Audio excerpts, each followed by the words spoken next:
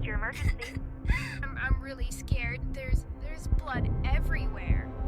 It's not something that we always think about, but there are children in our area who are in danger and they need our help.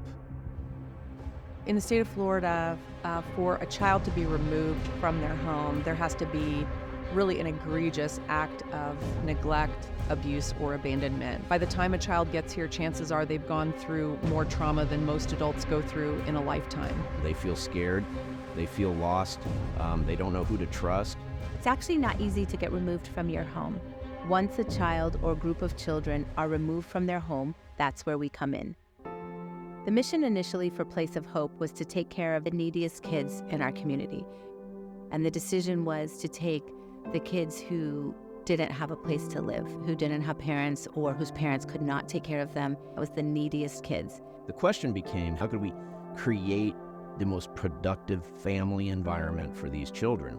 Our goal was we wanted as much attention paid to the children in our care as possible in a system where placement timelines are unknown. We don't know if a child is going to be placed with us for 3 months, 3 years. It could turn into 10 years if they don't find permanency outside the system. But while they're here, we want to let them be in a home-like structured environment, just like any kid growing up at home, and then keep them in one place until you figure out permanency. Let them just be a kid. While they're here, we want to plant those seeds and inspire them in such a way that anywhere they go, they want what they saw here, what they felt here. The one thing I remember looking back about Place of Hope is everything felt normal. And I like that we had foster parents and it didn't feel like an institution. I had a routine. I was in high school. Our house parents had things rather orderly, and I liked that. I liked to be able to have my own discipline. We did everything like a normal family.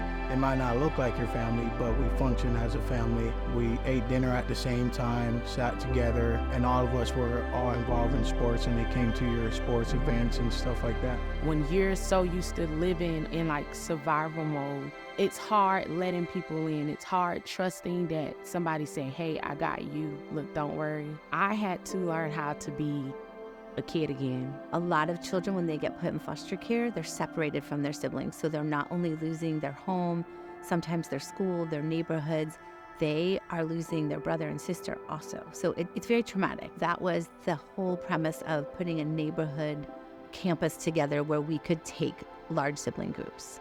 When we opened our Villages of Hope in 2006, it really was intentional and strategic to give these young adults a second chance at life, to provide them that foundation that they've never seen before.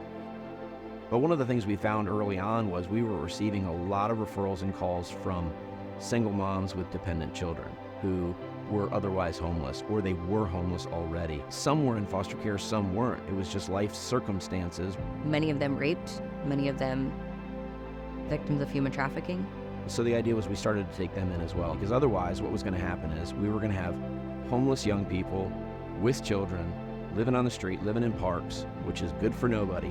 And then we're going to see those children end up falling into the foster care system. And then all we've done as a community is repeated this cycle. Place of Hope is intentionally stepping in to stop that cycle and to teach them something different. They get to see something different. They get to be something different. They get to choose something different. Probably one of the most urgent aspects of our mission is helping victims of human trafficking. They require more. They have been through a lot more than most people will go through in a lifetime, and their children. When someone's gone through that much trauma, the way it manifests itself, It's hard for them to feel safe when you're trying to give them safety. Success for a Place of Hope is seeing our kids full circle, to see all of these young adults who have come in saying, if I make it to 18, great. If not, whatever.